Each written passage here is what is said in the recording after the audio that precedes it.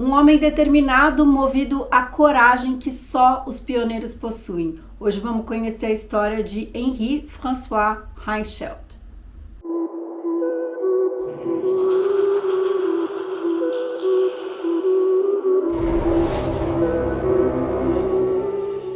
Oi, bem-vindos ao meu canal, eu sou a Flávia Ribeiro e você tá no Cafezinho Francês, um canal onde eu conto casos, histórias e crimes reais que marcaram a França e também a Europa. E se você chegou por aqui agora, aproveita, já se inscreve no canal, ativa aí o sininho das notificações para não perder mais nenhum vídeo. Deixa pra mim também o seu like no comecinho desse vídeo, que é muito importante para impulsionar o vídeo para mais pessoas e fazer o canal crescer. E você que é meu parceiro de toda semana já sabe, deixa pra mim o seu joinha. Gente, hoje eu vou contar para vocês a história de um jovem inventor que estava determinado a criar um modelo de paraquedas que pudesse revolucionar a história e trazer mais segurança para os pilotos no início do século XX, e para isso ele estava disposto a se arriscar até as últimas consequências. Bom, mas para entender essa história toda, eu preciso te contar desde o princípio. Heinrich Franz Reichelt nasceu em 16 de outubro de 1878 no Reino da Boêmia, onde hoje fica a República Tcheca. Infelizmente, há poucas informações sobre sua infância e sua vida na cidade de Weckstedt. Em 1900, aos 22 anos, ele se muda para Paris e começa a trabalhar como alfaiate para senhoras no bairro do Ópera. No ano seguinte, em 1901, ele obtém a nacionalidade francesa e decide afrancesar seu nome, então Heinrich passa a ser Henri e Franz, François. Assim, ele passa a ser conhecido como Henri François Reichelt. Henri mora no mesmo quarteirão onde ele trabalha, no número 8 da Rue Gaillon. No início do século XX, a aviação estava nos seus primórdios e era extremamente perigosa. Os primeiros aviões eram frágeis, feitos de madeira e tecido, e os motores tinham pouca potência e confiabilidade. Não havia nenhum protocolo de segurança eficaz e muitos pilotos perdiam a vida testando novos modelos de aeronaves ou tentando bater recordes de altura e distância. Foi nesse contexto que começaram a surgir inventores dedicados a criar novos dispositivos que pudessem trazer segurança aos pilotos. O Henri, como tantos outros homens da época, era um entusiasta da aviação, afinal de contas aquilo representava o progresso, a modernidade. Ele era um moço muito curioso, inteligente, um alfaiate habilidoso, e os seus conhecimentos sobre tecido e costura foi um dos fatores que o influenciou a se lançar nessa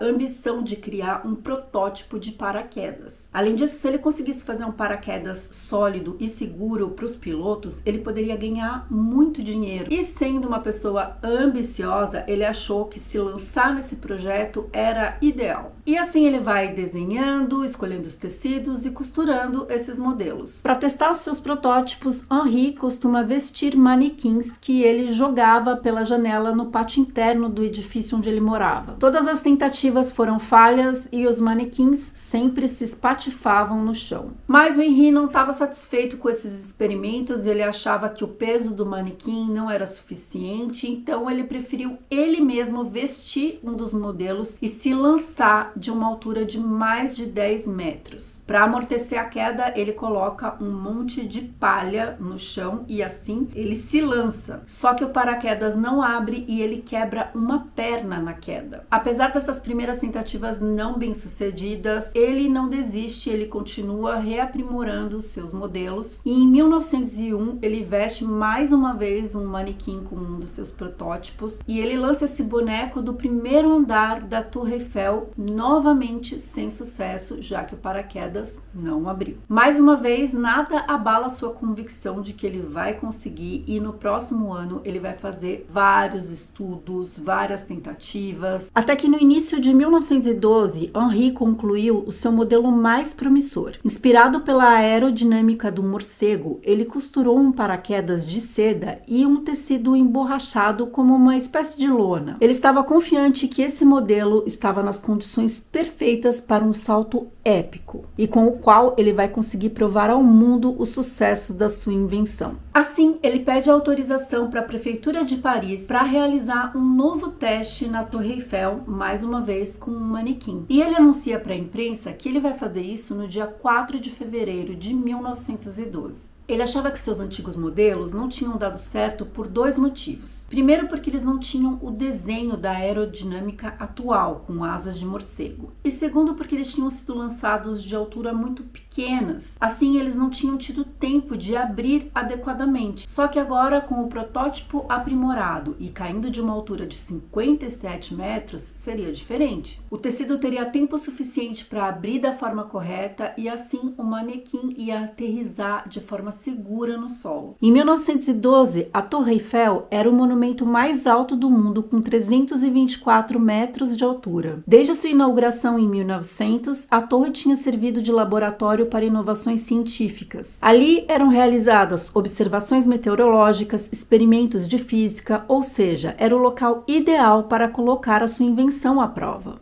Henri tinha obtido a autorização da prefeitura para fazer o teste com um manequim. Só que o que circulava entre os jornalistas é que ele mesmo saltaria do primeiro andar da torre. E essa fofoca estava causando um grande burburinho, porque ou o evento traria grandes inovações tecnológicas ali para a história, ou seria uma enorme tragédia. E na verdade, o intuito do Henri não era realmente jogar um manequim do primeiro andar, e sim ele mesmo usar o seu modelo de paraquedas perfeito. Apesar da confiança que ele tinha na sua criação, ele decide ir até o cartório no dia anterior, 3 de fevereiro de 1912, para redigir um testamento. Assim, nunca se sabe, só para se precaver. E no testamento ele escreveu: "Eu dou tudo que possuo a Madame Louise Schillmann, minha funcionária há muitos anos, pela dedicação e serviço que ela me prestou. Além disso, eu gostaria que, caso minha invenção seja bem-sucedida, que ela receba uma pensão anual de 1.500 francos. Caso minha invenção seja muito bem-sucedida por pelo menos 3.000 francos, que a Madame Schillmann divida o lucro com os meus pais em 2 partes iguais. Madame Schillmann, por favor, realize meu último desejo e me desculpe pela dor que eu possa lhe causar. Envie minhas roupas para meu pai, bem como minhas joias, meu anel e meu relógio. Com meus mais sinceros cumprimentos, Reichelt." No domingo, dia 4 de fevereiro de 1912, é inverno e o dia amanhece muito cinza e gelado. A bruma ainda cobre a paisagem parisiense e o solo tem uma fina camada de gelo. Henri chega ao pé da Torre Eiffel às 8 horas da manhã e por ali cerca de 30 jornalistas já estão presentes, esperando para registrar a façanha.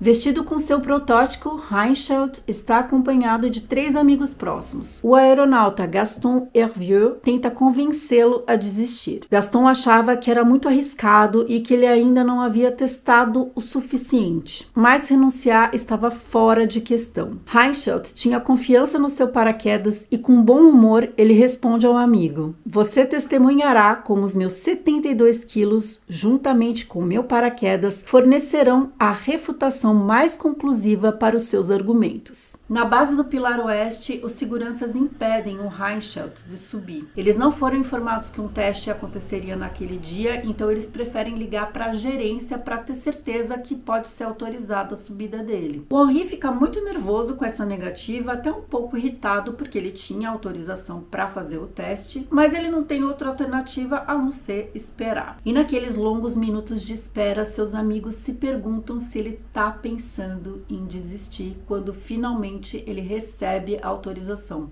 Pode subir. Apesar da torre ter elevador, o que eu li em todos os artigos é que ele subiu um a um os 360 degraus que levam ao primeiro andar da Torre Eiffel. No chão, os jornalistas e os amigos esperam. Lá em cima, Henri acena com uma das mãos enquanto grita para todos: "À bientôt! Até logo!" Todos olham fixamente para o parapeito do primeiro andar. Lá está Reichelt, em pé em uma mesa simples equilibrada por uma cadeira. Ele coloca cuidadosamente um pé na borda, tira do bolso um pedaço de uma folha de jornal e o joga à sua frente. Uma precaução trivial para ter certeza de que o vento está a seu favor. Ele avalia por um momento a queda de 57 metros que está diante dele. Às 8 horas e 22 minutos, ele está firme, calmo, encarando o vazio. Em suas costas, ele carrega seu traje de paraquedas com uma superfície de sustentação de 32 metros quadrados que o fará descer como um morcego. Após uma longa hesitação, Henri François Reichelt dobra os joelhos e se lança para frente com os braços abertos. Em 3 segundos está tudo acabado. Ele cai no chão com um baque surdo. As pessoas correm para socorrê-lo, mas já não há mais nada que possa ser feito. Com os ossos quebrados e a testa ensanguentada, o corpo de Reichelt está sem vida. O corpo é levado de táxi para o hospital, onde um médico apenas confirma o falecimento. No local, as autoridades constatam que a queda formou uma cratera de 20 centímetros de profundidade. Seu corpo foi sepultado no cemitério de Pantin em 6 de fevereiro de 1912. Os jornalistas e algumas poucas pessoas que estavam lá para esse evento ficaram chocadas com a cena que viram. Apesar do grande risco, ninguém esperava que seu paraquedas não fosse abrir e, obviamente, que esse assunto tomou conta de todos os jornais do país e do mundo. Infelizmente, Henri François Reichelt perdeu a vida aos 33 anos. Convencido de que sua invenção salvaria vidas, ele arriscou a sua própria. De maneira muito covarde, a prefeitura de Paris não reconhece o experimento, diz que não tinha dado nenhuma autorização para ele e declara o evento como suicídio. O fato dele ter feito um testamento um dia antes revela que talvez ele tivesse alguma dúvida sobre o seu protótipo. Mas eu não tenho nenhuma dúvida de que ele sabia exatamente os riscos que ele estava correndo. Acontece que ele tinha dentro de si uma obsessão pela inovação e uma coragem que só os grandes pioneiros encaram na busca pelo progresso. O paraquedas moderno, como a gente conhece hoje, foi inventado só 7 anos depois, em 1919, por um americano.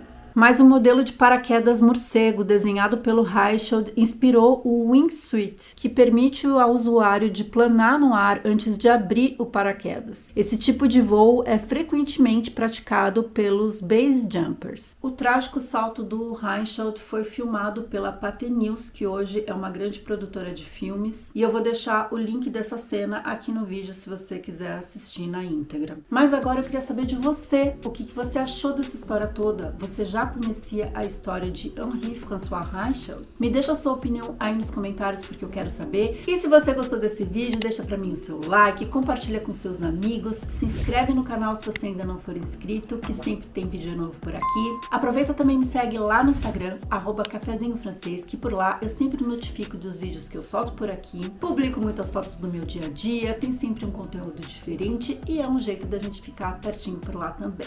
Muito obrigada por ter assistido esse vídeo até aqui. Bisous e eu reforço.